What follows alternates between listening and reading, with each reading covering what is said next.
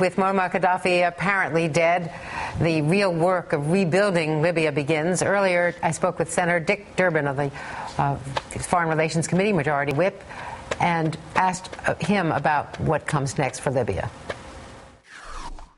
Well, I can tell you there'll be few tears shed for this bloody, ruthless dictator. On his back, of course, are the deaths of all of those innocent people in Pan Am 103 and the 2 American servicemen who were killed due to his act of terrorism. But I think what we need to focus on is the future of Libya, not its bloody past. And now they have an opportunity to govern and rule their country with new values and new standards. I think the United States, and particularly the NATO alliance, can take pride in the fact that they have given to the people of Libya a chance to rule their own future. There are murky circumstances, to say the least, about the situation of his death, the circumstances of his death. Can we be sure there won't be revenge? How do we protect the Libyans from tribal warfare as the days go forward? I'm sure the future of Libya will not be easy. There are many different factions. There's no clear leader. They need to go through the painful process that many countries go through to reach self-governance. It'll mean dedication, I hope, to some basic values that we share, so that there will be tolerance for people of different tribal backgrounds or different religious backgrounds, and so that they will try to come together. The good news is that this is not a basket case of a country. Their oil resources are such that they could have a very prosperous and good future without the dictatorial rule of Gadhafi.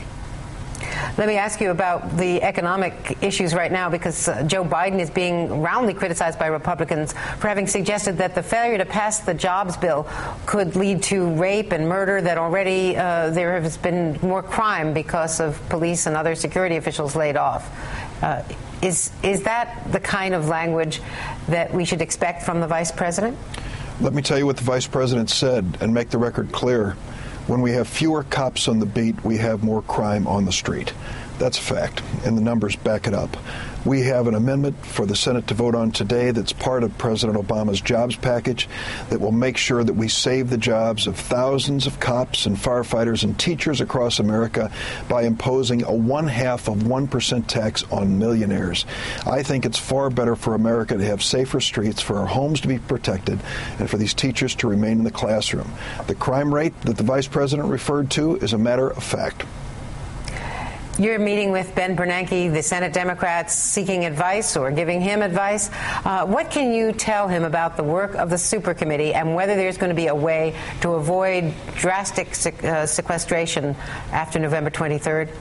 The chairman of the Federal Reserve, Ben Bernanke, will be speaking to the Senate Democratic Caucus lunch primarily about the situation in Europe, where at least 5 or 6 nations are facing serious economic problems that are rippling through Europe and even into America. We want to put this in perspective. And now, Bernanke was right in the front seat and watched what we went through just a few years ago when we were forced to come up with a bailout of the biggest banks, Wall Street banks, and financial institutions in America. So we're anxious to hear his analysis.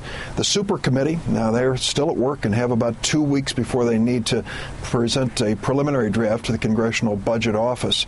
I met with them this week. The Gang of Six, a bipartisan group of senators, met and we gave them our advice. I don't know if they'll take it or go in our direction, but I certainly hope they get this job done. It's a momentous responsibility, and it could really help if we can come to a bipartisan agreement. And briefly put, your advice is? Well, the advice we gave them is that we think they should go big. Their charge is to cut $1.2, $1.5 trillion over the next 10 years. Our group, Gang of Six, reached over $4 trillion in deficit reduction.